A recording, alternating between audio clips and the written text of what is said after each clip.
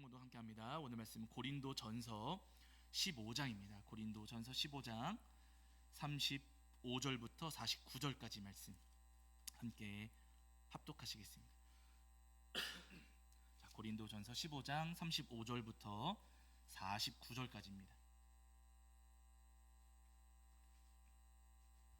고린도전서 15장 35절부터 49절까지 말씀 우리 찾으신 줄 알고 한 목소리로 합독하시겠습니다. 함께합니다. 누가 묻기를 죽은 자들이 어떻게 다시 살아나며 어떠한 몸으로 오느냐 하리니, 어리석은 자여, 내가 뿌리는 씨가 죽지 않으면 살아나지 못하겠고, 또 내가 뿌리는 것은 장래의 형체를 뿌리는 것이 아니요 다만 밀이나 다른 것의 알맹이 뿐이로되, 하나님이 그의 뜻대로 그에게 형체를 주시되 각 종자에게 그 형체를 주시느니라. 육체는 다 그가 육체가 아니니, 하나는 사람의 육체요, 하나는 짐승의 육체요, 하나는 새의 육체요, 하나는 물고기의 육체라. 하늘에 속한 형체도 있고 땅에 속한 형체도 있으나, 하늘에 속한 것의 영광이 따로 있고 땅에 속한 것의 영광이 따로 있으니, 해의 영광이 다르고 달의 영광이 다르며 별의 영광도 다른데 별과 별의 영광이 다르도다. 죽은 자의 부활도 그와 같으니, 썩을 것으로 심고 썩지 아니할 것으로 다시 살아나며, 욕된 것으로 심고 영광스러운 것으로 다시 살아나며, 약한 것으로 심고 강한 것으로 다시 살아나며, 육의 몸으로 심고 신령한 몸으로 다시 살아나나니, 육의 몸이 있은즉 또 영의 몸도 있느니라. 기록된 바 첫사람 아담은 생명이 되었다 함과 같이 마지막 아담은 살려주는 영이 되었나니, 그러나 먼저는 신령한 사람이 아니요 육의 사람이요 그 다음에 신령한 사람이니라. 첫사람은 땅에서 났으니 흙에 속한 자이거니와 둘째 사람은 하늘에서 나셨느니라. 무릇 흙에 속한 자들은 저 흙에 속한 자와 같고, 무릇 하늘에 속한 자들은 저 하늘에 속한 이와 같으니, 우리가 흙에 속한 자의 형상을 입은 것 같이 또한 하늘에 속한 이의 형상을 입으리라. 아멘. 자리에 앉으시겠습니다. 여러분, 자, 오늘 여러분 잘 아시는 것처럼 우리 부활절 너무나도 기쁘고 감사하고 복된 날 우리가 주님 앞에 나와서 예배하고 있는데, 우리 옆에 계신 분들하고 인사 나누셨으면 좋겠어요. 예수님 부활하셨습니다. 옆에 계신 분들 인사하실게요. 예수님 부활하셨습니다. 맞습니다. 와, 예수님 부활하셨습니다. 우리 예수님, 우리 죄를 용서하시려고 십자가 지셨으나 3일 만에 그 사망 권세 깨뜨리시고 다시 부활하셨습니다. 바라기 여러분, 이 부활절 절기를 보내시면서 죄와 사망을 이기신 예수님, 그 부활하신 예수님을 다시 굳게 바라보고 예수님의 손을 굳게 붙잡으시는 저와 여러분이 되기를 주의 이름으로 간절히 축원합니다. 자, 고린도전서 15장 20절을 보시면은요, 이런 말씀이 있어요. 그리스도께서 죽은 자 가운데 다시 살아나사 잠자는 자들의 몇 번째 열매요? 첫 번째 열매, 첫 열매가 되셨도다, 이렇게 말씀하고 있습니다. 바울 사도가 고린도교회 편지하시면서 예수님께서 다시 살아나셔서 잠자는 자들의 첫 열매가 되셨다, 부활의 첫 열매가 되셨다라고 말씀을 하십니다. 근데 이 말씀 읽어보신 분들, 또 묵상하시는 분들은 갸우뚱하시는 분들이 계실 거예요. 왜냐하면은 바울 사도는 지금 예수님께서 죽은 자들 가운데서 다시 살아나신 첫 열매시다라고 말씀하고 있기는 하지만, 우리가 알기로 예수님보다 먼저 죽었다가 다시 살아난 사람 있습니까? 없습니까? 있어요? 없어요? 있어요. 네. 예수님보다 먼저 죽었다가 다시 살아난 사람이 있습니다. 나사로. 예, 나사로는요 분명히 죽었었어요. 죽은 지 사흘도 아니고 며칠이요? 나흘 됐는데도 예수님께서 오셔서 나사로를, 죽은 지 나흘이나 되었던 나사로를 예수님께서 다시 살리셨습니다. 그러니까 여러분, 나사로가 예수님보다도 먼저 다시 살아나는 경험을 이미 했다는 거예요. 그러면 여러분, 누가 첫 열매예요?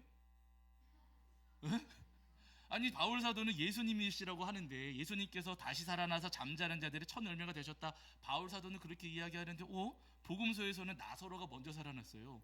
누가 첫 열매입니까? 이 부분 때문에 우리 마음에, 아니, 나사로도 살아났는데 어떻게 예수님이 첫 열매라고 말씀하시는 거지? 우리 마음속에 탁 부딪히고 고민이 될 수가 있습니다. 그런데 여러분, 먼저 제가 결론부터 말씀을 드릴게요. 이 부분은 왜 이런 오해가 생기냐면요, 우리가 부활에 대해서 정확하게 몰라서 그래요. 부활이 무엇인지를 정확하게 몰라서 그렇습니다. 결론부터 말씀드리면 나사로의 경우는 나사로가 죽었다가 다시 살아나기는 했어요. 그러나 나사로가 죽었다가 다시 살아났을 때 이런 경우는 부활이라고 부르지 않고요. 소생 이렇게 불러요. 소생 혹은 회생 이렇게 부릅니다. 부활과 소생은 다른 거예요. 소생은 말 그대로 다시 살아나는 것, 다 죽었다가 다시 살아나는 것이 소생이고 회생입니다. 소생하고 회생하는 경우에 죽었다가 다시 살아나긴 하지만은 다시 살아났을 때 이전에 가지고 있었던 그 모습 그대로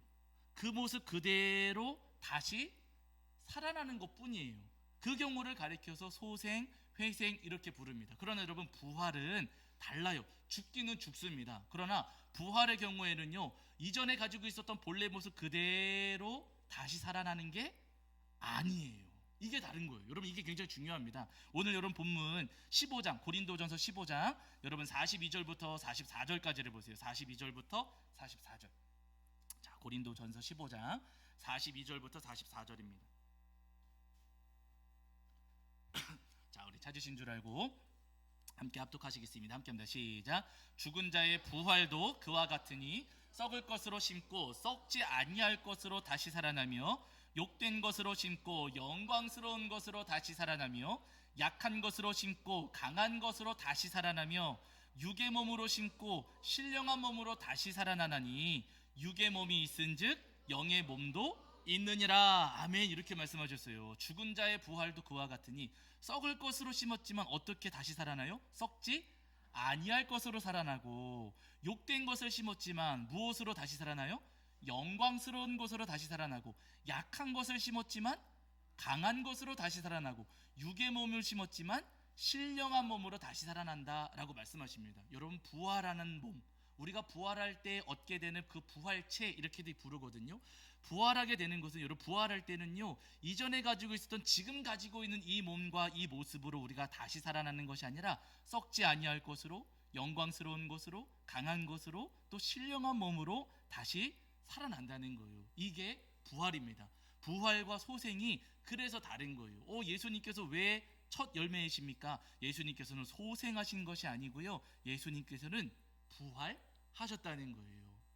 그래서 여러분 예수님께서 부활하셨을 때 복음서 말씀을 가만히 보시면은요, 예수님께서 부활하셨을 때 예수님의 몸이 우리의 몸하고 똑같아요? 달라요?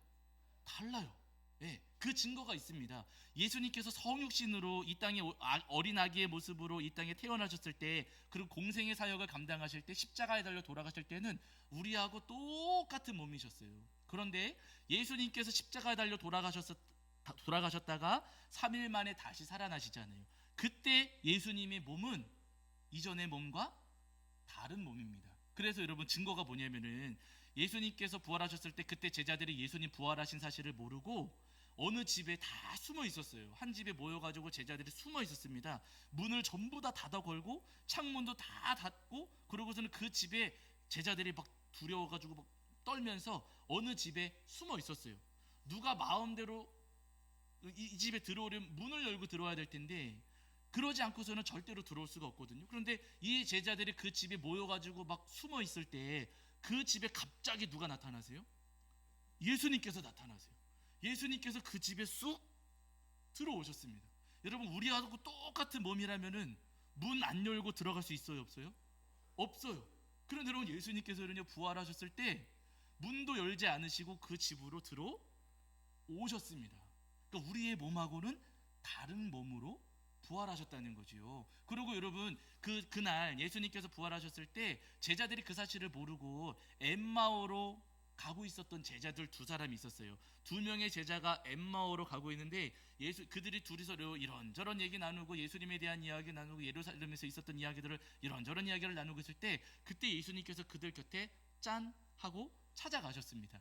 그런데도 제자들이 그분이 예수님이신 줄을 몰랐어요. 예수님께서 그들에게 성경 말씀을 풀이해 주시고 여러 가지 말씀들을 전하셨습니다. 그러니까 이 제자들이 우리하고 함께 저기 숙소에 머무시지요, 우리가 여기 숙소에 머무르고 내일 갈 건데 우리하고 같이 머무시지요 하고선 예수님을 그 숙소로 같이 초대해요. 그때까지도 예수님이신 줄 몰랐던 거예요. 예수님께서 그들과 식사를 나누시면서 떡을 떼어서 나눠주시는데 그 순간 그 두 제자가 그때 깨달았어요. 우리하고 지금까지 함께 걸으면서 말씀 전해주신 이분이 예수님이시구나, 예수님이셨군요 하고 깨닫는 순간 그들 곁에 계셨던 예수님이 어떡하세요? 또 샥 사라지세요. 여러분, 우리하고 똑같은 몸이면 여기서 싹 사라질 수 있어요, 없어요? 없어요. 예수님께서 부활하셨을 때 그 부활의 몸은 지금 우리의 몸하고는 다르다는 겁니다. 예수님께서 부활하셨을 때 다른 몸으로, 영광스러운 모습으로, 복된 모습으로, 신령한 모습으로 예수님께서 부활하셨다는 거예요. 여러분, 우리가 오해하지 마셔야 될 것은요, 영적인 몸이다, 여기 본문에서도 육적인 몸, 영의 몸 이렇게 말씀하시잖아요. 육적인 몸은 여러분 다른 게 아니라 우리의 몸을 구성하고 있는 것이 영이냐 육이냐, 그렇다고 해서 예수님께서 유령이시냐, 여러분 그런 이야기가 아니고요, 육의 이끌림을 받는, 내가 육체의 소욕을 따르는 육체이냐, 아니면 하나님께 붙들림 받고 하나님의 뭐라 그럴까요? 하나님에 의해서 움직여지는 몸이냐, 원동력을 이야기하는 겁니다. 동력을 이야기하는 거예요. 예수님께서 부활하셨을 때는요, 육신의 소욕을 따르는 우리하고 똑같은 몸이 아니라 우리 주님께서는요, 하나님께 붙들림 받은 영적인 몸으로 부활하셨다는 거예요. 중요한 것은 예수님께서 이렇게 복되고 아름답고 영광스러운 모습, 썩지 아니하는 그 몸으로 우리 예수님께서 부활하셨는데, 예수님만 그렇게 부활하시는 것이 절대로 아니라는 사실입니다. 여러분, 오늘 본문을 다시 보실게요. 자, 고린도전서 15장, 오늘 우리가 읽지는 않았지만은요, 자, 15장 51절과 52절입니다. 고린도전서 15장 51절과 52절.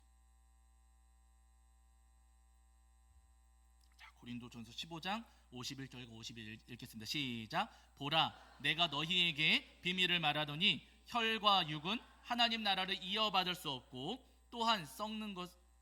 잠시만, 제가 잘못 읽었나요? 아이고, 제가 잘못 읽었군요. 죄송합니다. 제가 잘못 찾았나 봐요. 죄송합니다. 제가 잘못 찾았습니다. 이게 어디서?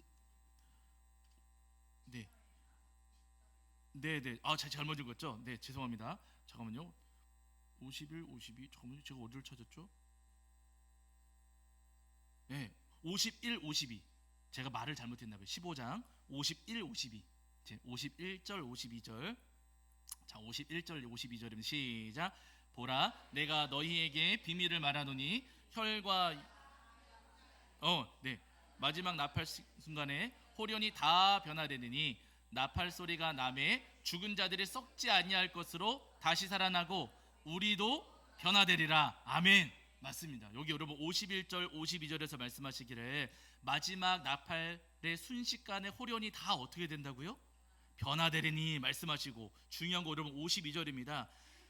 나팔 소리가 나며 죽은 자들이 썩지 아니할 것으로 다시 살아나고 누구도? 우리도 변화되리라. 여러분 따라하실게요. 우리도 변화되리라. 한 번 더. 나도 변화되리라. 아멘. 맞습니다. 여러분, 예수님께서 부활하셨을 때 예수님만 그렇게 영광스러운 모습으로 부활하시는 것 아니고요, 누구도요? 나도 그 영광스러운 모습으로 변화시켜 주신다. 우리가 부활의 때에 그렇게 주님께서 우리를 복된 모습으로 변화시켜 주신다, 우리에게 약속하십니다. 여러분, 저는 이 말씀이 얼마나 은혜가 되는지 몰라요. 여러분 생각해 보세요. 지금 내 모습에 만족하시는 분 있습니까, 없습니까? 나는 완벽해, 나는 너무 좋아, 나는 내가 너무 좋아. 가끔 이제 자기 애가 강하신 분들은 나는 내가 제일 좋아, 그러신 분들이 계실지 모르겠지만, 그렇다 할지라도 내 모습이 완벽해, 나는 이대로 충분해, 그렇게까지 만족하는 것은 아니, 부족함이 있지만 나는 만족해, 그렇게 생각할지는 모르겠죠. 그러나 여러분, 우리가 우리 자신을 바라볼 때 나는 좋아할지 모르지만 내 모습 속에 모자라고 부족한 모습이 있습니까, 없습니까? 있어요. 엉망인 모습이 있고요, 우리 안에 못나고 못되고 모나고 모진 모습이 있어요, 없어요? 있어요. 욕심이 있어요, 없어요?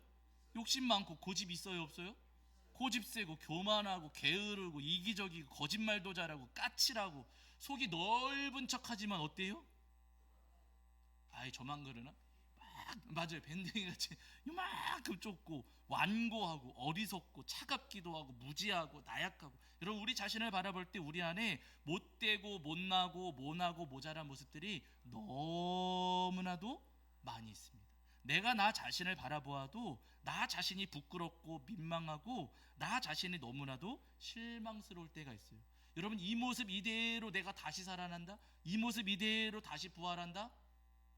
썩 반갑지가 않아요. 그런데 여러분, 예수님께서 하시는 말씀은, 또 주님께서 주시는 약속은 뭐냐면요, 주님께서 우리를 부활시켜 주실 때에는 이 모습 그대로 못나고 못되고 모질고 모자르고 모난 이 모습 그대로 우리를 부활시켜 주시는 것이 아니고요, 우리를 영광스러운 모습으로, 우리를 복된 모습으로, 우리를 정말 아름다운 모습으로 우리 주님께서 부활시켜 주신다, 오늘 우리에게 분명히 약속하고 계십니다. 바라기는 이 부활절 절기를 보내시면서 우리를 복되게 부활시켜 주시고 우리를 영광스럽게 변화시켜 주실 우리 주님의 은혜를 소망하시면서, 주님, 저를, 못난 저를 용서하여 주시고 제게 있는 모든 허물 다 깨끗하게 하여 주시고, 주님, 저를 새롭게 하여 주시옵소서.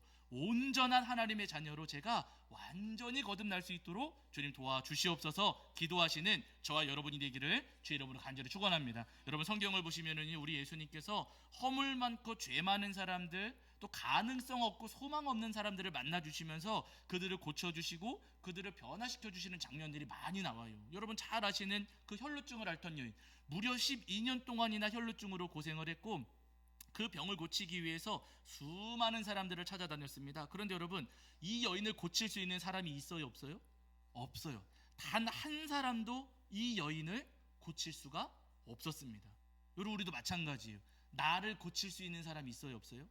내 못된 마음, 내 모난 마음, 나의 고집, 내 혈기, 나 고쳐줄 수 있는 사람 있어요, 없어요? 없어요. 나는 나를 고쳐요, 못 고쳐요? 나도 나를 못 고쳐요. 여러분, 내 고집 내가 꺾어요, 못 꺾어요? 나도 못 꺾어요. 마음으로는, 생각으로는 아유 그러지 말아야지, 아유 그러지 말아야지 하면서 또 어떻게 해요?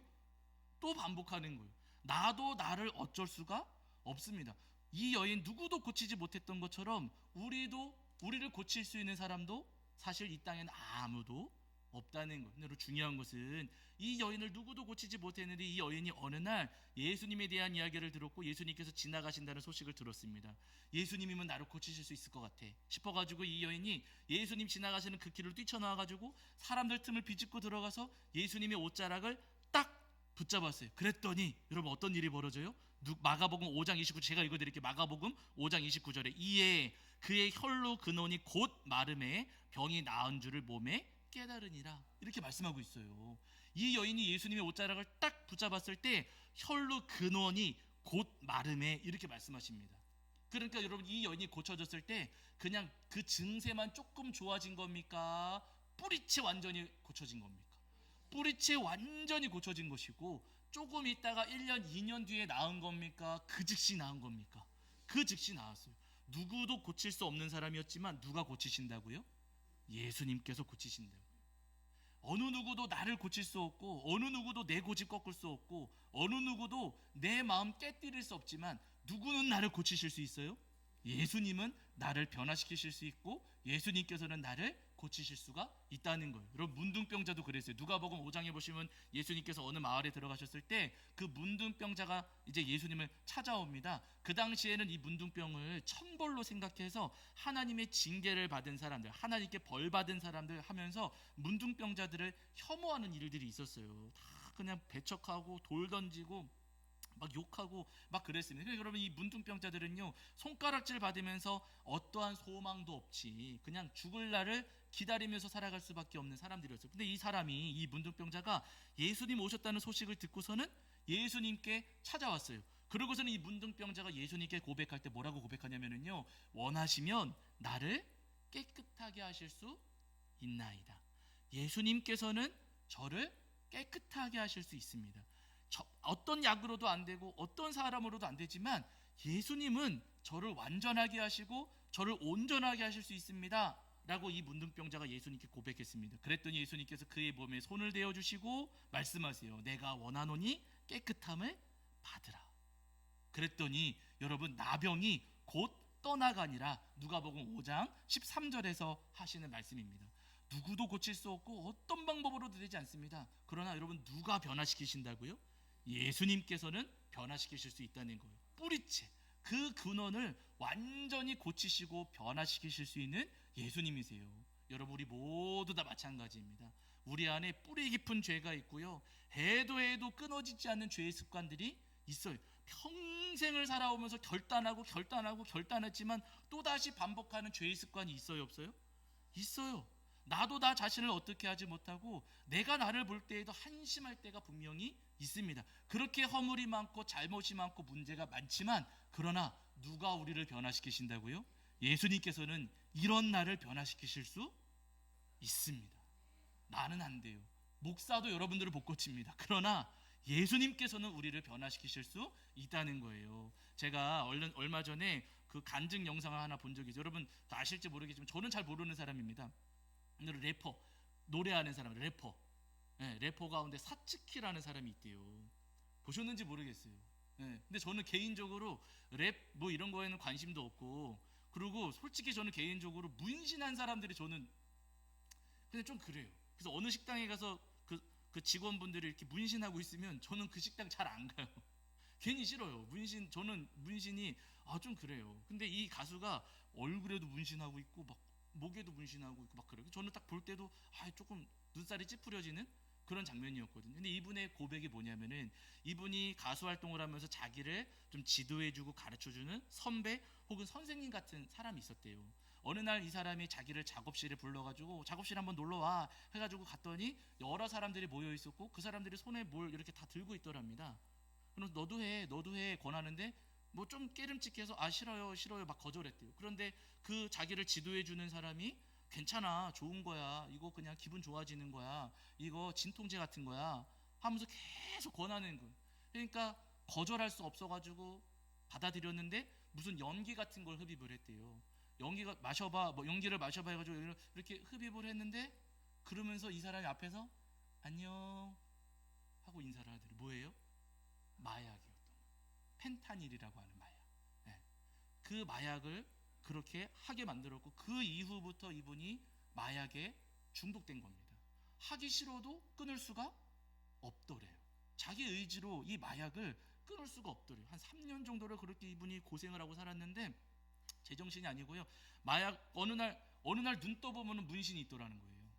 네, 정신 차려보면 내 몸에 문신이 생기니까 마약하고 나서 그냥 그 마약 기운에 자기도 모르게 몸에다가 문신을 이렇게 하게 됐던 거죠. 그래서 문신 여기저기 생기고 하고 싶지 않은데 자꾸만 반복을 하게 되는 거예요. 너무 힘들어가지고 자살 시도까지 했는데, 참 신기하게도 옥상에 올라가서 떨어지려고 했는데 갑자기 구급대원이 와서 119에서 찾아와가지고 자기를 건져주고 했대요. 하나님 은혜죠. 네. 어쨌거나 이분이 끊으려고 노력했지만은 끊어지지가 않더라는 겁니다. 어느 날 아주 친한 언니한테 전화가 왔대요. 공황장애가 와서 나 너무 힘드니까 우리 집에 좀 와줘, 나 좀 도와줘 해가지고 그 언니 집에 찾아간 거예요. 그 언니 곁에 머무르고 있었고 밤이 됐으니까 자기도 모르게 스르륵 잠이 들었는데 잠자다가 갑자기 몸이 따끔해가지고 정신을 차렸대요. 봤더니 이 누나가 자기 몸에다가 언니죠. 언니가 자기 몸에다가 바늘을 콕 찔렀어요. 뭐예요? 또 마약을 한 거예요. 네, 필로폰 마약을 하게 한 겁니다. 너무너무 화가 난 것. 어렵고 힘들다 그래서 도와주려고 하는 마음에 그 언니를 찾아가서 그랬던 건데 자기한테 또 그렇게 마약을 집어넣고 해가지고 자기를 엉망으로 만드니까 너무너무 화가 난 거죠. 그래서 내가 이 언니를 죽여야 되겠다. 죽여 어떻게든 내가 죽여버려야겠다 해가지고 복수할 계획을 막 세우고 있었대요. 마음속으로 어떻게 죽이지? 내가 죽여버려야 되는데 어떻게 죽이지? 막 마음속으로 그 악한 계획을 막 세우고 있었는데 문득 마음속에 내가 복수한다고 행복해질 수 있을까? 내가 내 계획대로 한다면, 그렇게 한다고 해서 내가 다시 이전처럼 행복해질 수 있을까? 하는 마음이 들더래요. 양심에 가책이 생긴 겁니다. 그러면서 그 순간 한 사람이 딱 떠올랐는데, 자기하고 친한 사람도 아니고 지인의 지인, 그러니까 아주 거리가 먼 사람이죠. 그런데 그 오빠는 어떤 사람이냐면은 예수님을 만나서 삶이 변화된 사람이래요. 근데 그 오빠가 문득 떠오르더래요. 그래서 전화를 했대요. 그때가 새벽 2시. 막 악한 생각에 시달리다가 문득 떠올라가지고 그 오빠한테 새벽 2시에 친하지도 않은데 전화를 한 거예요. 전화를 안 받더래요.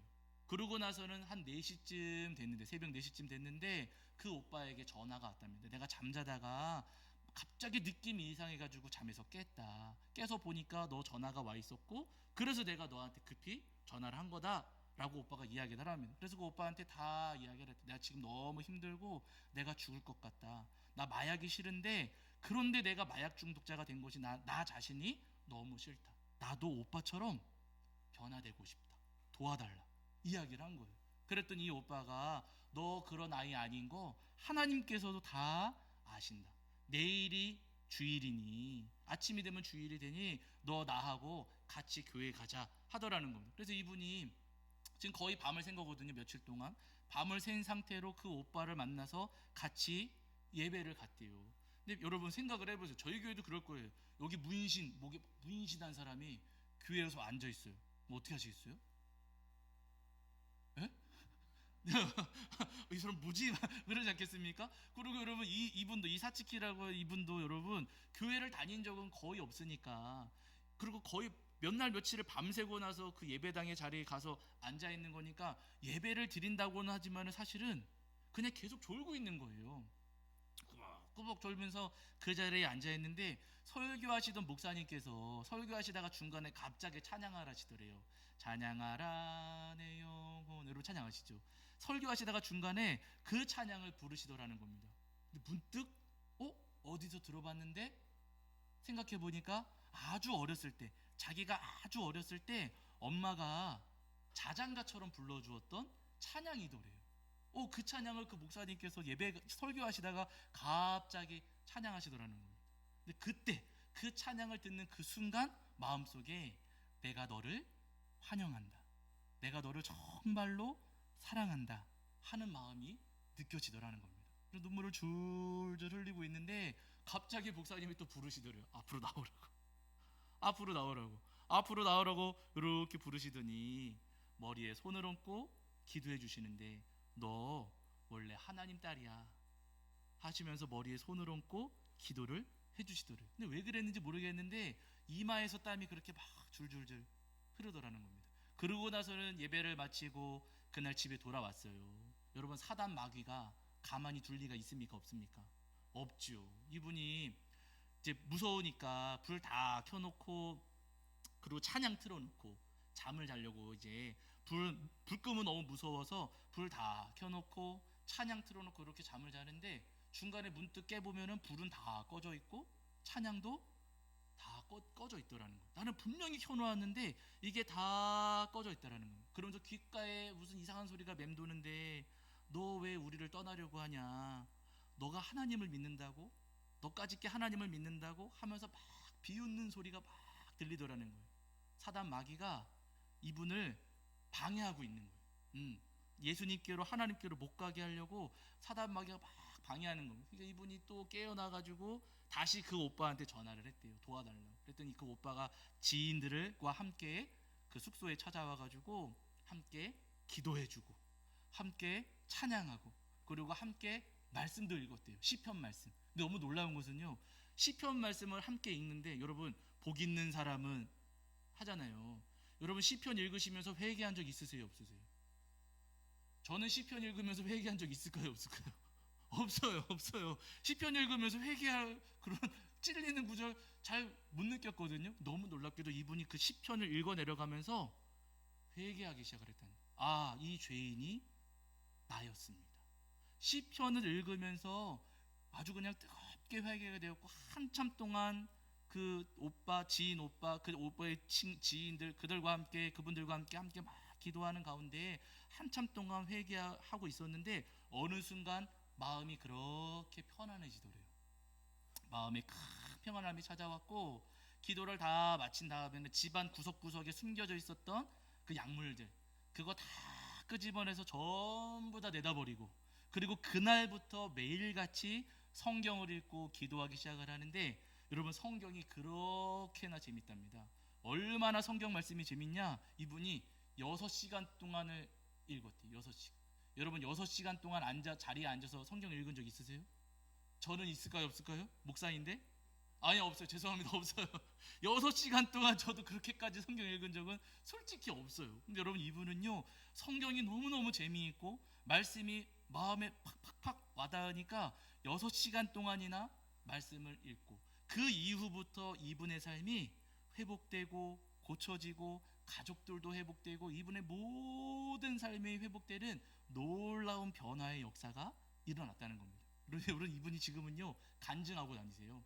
여러 교회를 다니시면서 자기가 만난 예수님, 자기가 경험한 예수님, 또 자신을 변화시켜 주신 예수님에 대해서 간증하고 다니고 있습니다. 여러분 제가 이 간증을 들으면서 마음에 도전도 되고 감동도 많이 받았거든요. 와, 이런 사람도 변화될 수 있구나. 예수님께서는 이런 사람도 변화시켜 주시는구나. 이런 사람이 변화되었다면 누구도 변화될 수 있는 거예요. 나도 변화될 수 있고, 예수님께서 나도 고치실 수 있고, 예수님께서는 나도 회복시켜 주실 수 있다는 거예요. 부활의 때에 우리를 아름답게 변화시켜 주실 뿐만 아니라 이 땅을 살아가는 동안에도 주님께서 우리를 거듭나게 하시고 온전한 하나님의 사람으로 새롭게 하실 수 있다는 겁니다. 바라는 여러분, 이 부활절 절기를 보내면서 주님, 저를 변화시켜 주시옵소서. 제 힘과 저의 의지로는 저를 고칠 수가 없고 이 세상 그 누구도 저를 어떻게 할 수가 없사오니 주님, 주님만 하실 수 있습니다. 주님만 저를 고치실 수 있고 주님만 변화시키실 수 있사오니 주님 저를 고치시고 변화시켜 주시옵소서. 저를 복된 모습으로, 영광스러운 모습으로 부활하게 하여 주시옵소서. 기도하시는 저와 여러분이 되기를 주 이름으로 간절히 축원합니다. 자, 우리 시간 찬송하시면서 봉헌하실 텐데 우리 찬송 그날 모두 변화되리 함께 찬양하시겠습니다.